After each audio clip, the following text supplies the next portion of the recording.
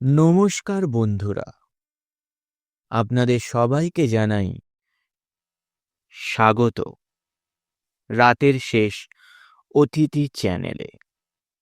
আমি তোমাদের প্রিয় রাহুল। আজকের গল্পটা কোনো সাধারণ ভয়ের নয়।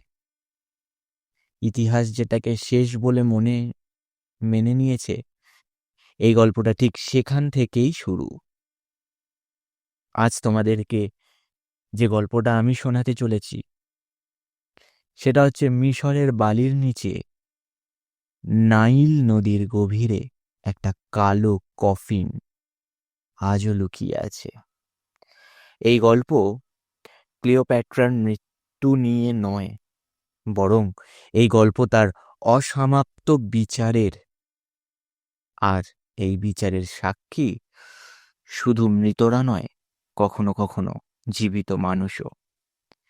তাই সময় নষ্ট না করে আজকের গল্প কালো কফিন। কালো কফিন। নাইলি নদী শুধু জল বইয়ে নিয়ে যায় না।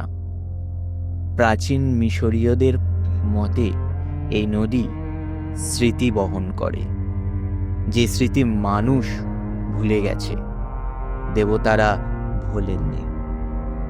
এই কথাটা কেউ বিশ্বাস করত না যতক্ষণ না কালো কফিনের কথা সামনে আসে। ডক্টর সমীর দত্ত বিশ্বাসী মানুষ ছিলেন না। তার কাছে দেবতা মানে ইতিহাস, আর অভিশাপ মানে ভুল ব্যাখ্যা। সে কায়রো ইউনিভার্সিটি হয়ে কাজ করছিল। প্রজেক্টের নাম ছিল সোজা সাপটা, সামজার্ট টেম্পল অফ দ্য নাইলি। কিন্তু ফাইনাল নম্বর 47B-তে একটা নোট ছিল যেটা কেউ পড়তে চায়নি। লাল কালিতে লেখা, এই স্থানে ডাউট করলে শুধু শরীর নয়, আত্মাও ফিরে পাও, নাও আসতে পারে। লোকেশনটা ছিল লুক্সের অনেক দক্ষিণে, নাইলের এমন একটা অংশ যেখানে আশেপাশে কোনো গ্রাম নেই। রাতে জাল ফেললেও জেলেরা মাছ পায় না। লোকাল গাইড শুধু একটু বলেছিল, সাহেব, নদীটা রাতে নিঃশ্বাস নেয়, আর যখন নিঃশ্বাস নেয় তখন মৃত্যুরা নড়ে না। সমীর হেসেছিল, কিন্তু সেই হাসি বেশিক্ষণ টেকে নেই। ড্রাইভ শুরু করে প্রায় রাত 2:17। এই সময়টাই প্রাচীন মিশরের বলা হতো দুয়াতের ক্ষণ। জীবিত আর মৃতের সীমা সবচেয়ে পাতলা থাকে তখন। জল নামতেই সমীর টের পায় তাপমাত্রা হঠাৎ কমে গেছে। নাইলের জল সাধারণ উষ্ণ, কিন্তু এখানে মনে হচ্ছিল কেউ বরফ ছুঁয়ে দিয়েছে। টর্চের আলো পড়তেই দেখা যায় নদের তলায় পাথরের দেওয়ালের মন্দির। কিন্তু মন্দিরটা ভাঙা নয়, ডুবে যাওয়া সত্ত্বেও অদ্ভুতভাবে অক্ষত। মন্দিরের প্রবেশ দ্বারে খোদাই করা ছিল এক দেবতার মূর্তি, মানুষের দেহ, শিয়ালের মাথা, হাতে দাড়িপাল্লা। কি ছিল দেবতার মূর্তিটা? আনুবিয়াস। হ্যাঁ, আনুবিয়াস।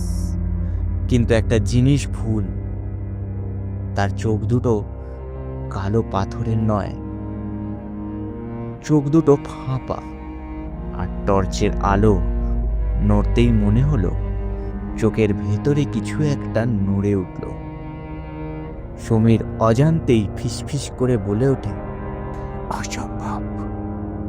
ঠিক তখনই তার অক্সিজেন গেজ 1 সেকেন্ডের জন্য নিভে যায়, তারপর আবার স্বাভাবিক।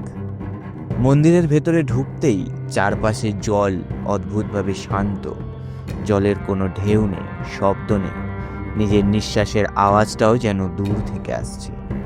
দেওয়ালে লেখা আছে অজানা মন্ত্র, কিন্তু মাঝখানে একটা লেখা সমীর পড়তে পারে, গ্রিক আর হাইরোগ্লিফিকের মিশ্রণ। আমি ক্লিওপ্যাট্রা, ফিলিপ্টর, মৃত্যু নয় বিচার বেছে নিয়েছিলাম। সমীরের হাত কাঁপে। ইতিহাসে ক্লিওপ্যাট্রার মৃত্যু নিয়ে হাজার গল্প আছে, কিন্তু এই লাইন কোথাও নেই। মন্দিরের একদম মাঝখানে রাখা ছিল একটা কফিন, কাঠের নয়, পাথরের, মসৃণ, কালো, অজানা ধাতু। আলো শোষণ করে নিচ্ছে, যেন এই প্রথম সমীর একটা জিনিস বুঝতে পারে। এই কফিন 1000 বছরের পুরনো না, এটা জীবিত। ঢাকনার ওপরেই খোদাই করা নামটা পড়ে সে স্তব্ধ হয়ে যায়। ফেরাও আমুন-রা নেফার। এই নামে কোনো ফেরাও ইতিহাসে নেই। একটাও নথি নেই, একটাও মূর্তি নেই। সমীর হাত বাড়ায়, আর ঠিক তখনই মন্দিরের ভেতর থেকে আওয়াজ আসে, ধীরে ধীরে ধীরে, খসখসে, নখ দিয়ে পাথর আঁচড়ানোর শব্দ। কফিনের ভেতর থেকে হঠাৎ চাপা অন্ধকার হয়ে যায়। টর্চ নিভে গেছে। জলের ভেতরে দাঁড়িয়ে থাকা সত্ত্বেও সমীর স্পষ্ট পায়ের শব্দ শুনতে পায়। তার সামনে কেউ দাঁড়ায়, একজন নারী, চুল কালো, চোখ স্থির, পোশাক রাজকীয়। সে শান্ত গলায় বলে, আমি মরিনি সমীর, আমি বিচার দিন। সমীর বুঝে যায় এই নামটা তার বলা উচিত ছিল না। নারী আবার বলে, কালো কফিন খুলে গেছে, দেবতাদের হিসাব বদলে যাবে। আর ঠিক তখনই কফিনের ভেতর থেকে একটাই কথা ভেসে আসে, ওকে থামাও, ওকে থামাও। কফিনের ভেতর থেকে ভেসে আসা কণ্ঠটা মানুষের ছিল না, শ্বাসহীন, ভাঙা, কিন্তু আদেশের মতো ভারী। সমীর নড়তে পারছিল না, তার শরীর জ্বলে, কিন্তু মনে হচ্ছিল মাটি তার পা চিপে ধরে রেখেছে। তার সামনে দাঁড়িয়ে থাকা নারী আবার কথা বলে, যে নামটা তুমি পড়ছ, সে কোনো ফেরাও ছিল না ইতিহাসে, কারণ তাকে মুছে ফেলা হয়েছিল। সমীর কাঁপা গলায় প্রশ্ন করে, কে তুমি? নারীর চোখে এক মুহূর্তের জন্য অদ্ভুতভাবে অন্ধকার হয়ে যায়। আমি ক্লিওপ্যাট্রা। কিন্তু যে ক্লিওপ্যাট্রাকে তুমি জানো, সে শুধু অর্ধেক সত্য। নদের জল হঠাৎ নড়ে ওঠে।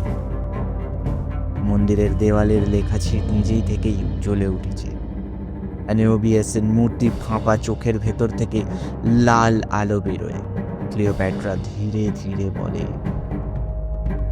আমুন-রা নেফার ছিল আমার আগের শাসক, একজন ফেরাও যে মৃত্যুকে জয় করতে চেয়েছিল, যে অ্যানিওবিয়াসের সঙ্গে চুক্তি করেছিল। সমীর ফিসফিস করে বলে, দেবতার সঙ্গে চুক্তি? হ্যাঁ, ক্লিওপ্যাট্রা বলে। সে চেয়েছিল তার হৃদয় কখনো দাঁড়িপাল্লায় তোলা না হোক। প্রাচীন মিশরের বিশ্বাস ছিল, মরার পর আনুবিয়াস মানুষের হৃদয় মাপে, এক পাশে হৃদয় আর এক পাশে সত্যের পালক। হৃদয় ভারী হলে আত্মা ধ্বংস, হালকা হলে মুক্তি। কিন্তু আমুনরা নেফারের এই বিচার মানেননি। সে নিজের হৃদয় খুলে ফেলে আর সেটাকে কালো ধাতুতে বন্দি করে এই কালো কফিনে। তাই এই কফিন জীবিত। সমীর বলে ওঠে। ক্লিওপ্যাট্রা মাথা নাড়ে, হ্যাঁ, এই কফিন শুধু শরীর নেই, এতে আছে একটা বিচারহীন আত্মা। হঠাৎ কফিন কেঁপে ওঠে, ভেতর থেকে ভারী নিঃশ্বাসের শব্দ। নদের জলের ভেতর ঢুকছে না, বরং পিছিয়ে যাচ্ছে। একটা গর্জন শোনা যায়, আমার বিচার কেউ করবে না।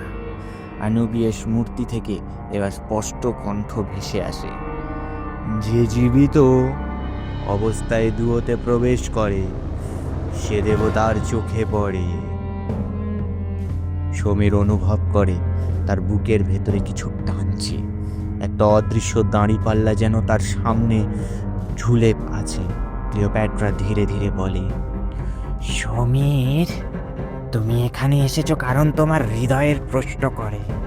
তুমি সত্য জানতে চাও, এই কারণেই তুমি নির্বাচিত। কিসের জন্য? ক্লিওপ্যাট্রা তার দিকে তাকিয়ে বলে, বিচার সম্পন্ন করার জন্য। কফিনের ঢাকনা নিজে থেকেই খুলতে শুরু করে। ভেতরে কোনো মমি নেই, ভেতরে শুধু কালো কুয়াশা, আর তার মাঝখানে একটা ধুকপুক করা জিনিস, একটা হৃদয়, ধাতব শিরায় মোড়া। এই হৃদয়টা আমুরা নেফারের। হঠাৎ কুয়াশা থেকে একটা মুখ গড়ে ওঠে। তুমি আমাকে থামাতে পারবে না, কণ্ঠ ভুলে। আমি দেবতার ভই। সমীর চিৎকার করে ওঠে, তাহলে ক্লিওপ্যাট্রা কেন বন্দী? আনুবিয়াস উত্তর দেয়, কারণ সেই সাক্ষী ছিল, আর সাক্ষীরা বিচার শেষ না হওয়া পর্যন্ত মুক্তি হয় না। সমীর বুঝে যায়, যদি এই হৃদয়ে আবার দাড়িপাল্লা ওঠে না ওঠে, দুয়োতের দরজা খোলা থাকবে, আর তখন মৃতরা শুধু নাইলের নিচে থাকবে। সে ধীরে ধীরে হাত বাড়ায়। ক্লিওপ্যাট্রা শেষবারের মতো বলে, একবার ছুঁলে তুমি আর আগের মানুষ থাকবে না। সমীর থামে না, সে হৃদয়ের হাত রাখে।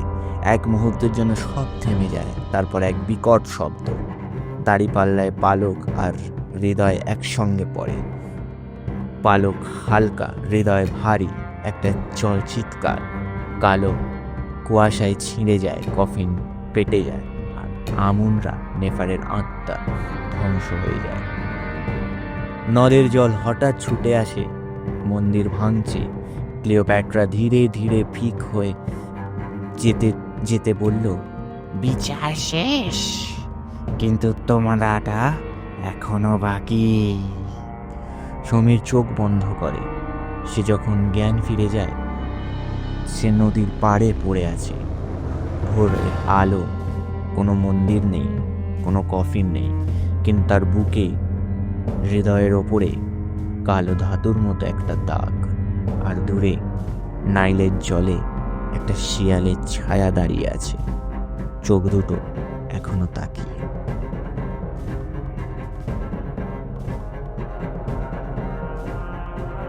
নাইলি নদী আজও বইছে, আগের মতোই শান্ত, কিন্তু তার গভীরে কিছু স্মৃতি আর কখনো ঘুমায় না। ইতিহাস বলবে ওই রাতেই কিছু ঘটেনি, কোনো মন্দির ছিল না, কোনো কালো কফিনও না। কিন্তু সমীর জানে, কিছু বিচার চোখে দেখা যায় না, শুধু হৃদয়ে দাগ রেখে যায়। দেবতাদের দাঁড়িপাল্লা হয়তো আবার থেমে গেছে, কিন্তু প্রশ্নটা এখনো বেঁচে আছে, যদি কোনোদিন তোমার সামনে সত্য আর নিরাপত্তার মধ্যে বেছে নিতে হয়, তুমি কোনটা বেছে নেবে?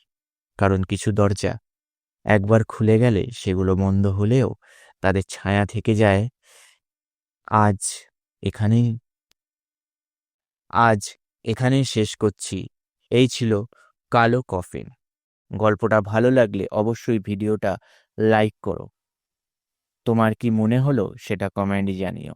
এই গল্পটা যদি তোমার বন্ধুর ভালো লাগতে পারে মনে হয়, তাহলে সেটা শেয়ার করতে ভুলো না। আর এমন রহস্যময় অজানা রাতের গল্প পেতে রাতের শেষ অতিথি চ্যানেলটাকে অবশ্যই সাবস্ক্রাইব করবে। এছাড়াও আমাদের ফেসবুক, ইনস্টাগ্রাম আর হোয়াটসঅ্যাপ চ্যানেলের ফলো করো। ওখানেই আগে আপডেট, পোস্টার আর নতুন গল্পের খবর পাওয়া যায়। সব লিঙ্ক ডেসক্রিপশন বক্সে দেওয়া আছে। আবার দেখা হবে। আর একটা কথা, তোমরা সবাই পডকাস্ট শুনতে ভালোবাসো এবং আমাদের এপিসোড 1 এবং এপিসোড 2 দুটো পডকাস্ট ছাড়া হয়েছে। সবই রিয়েল ঘটনা, সত্য ঘটনা, ভৌতিক ঘটনা, যেটা মানুষের সাথে মানুষ এক্সপিরিয়েন্স করেছে। তো তোমাদেরও বলি বন্ধুরা, যদি তোমরাও কোনো এক্সপিরিয়েন্স করে থাকো এরকম ঘটনা, তো অবশ্যই আমাদের কমেন্ট বক্সে লেখো। আমাদের টিম থেকে কেউ না কেউ তোমাদের সাথে কানেক্ট হয়ে তোমাদের এই গল্পটা সংগ্রহ করবে এবং আমাদের পেজের দ্বারা আরও সবাইকে শোনাবে।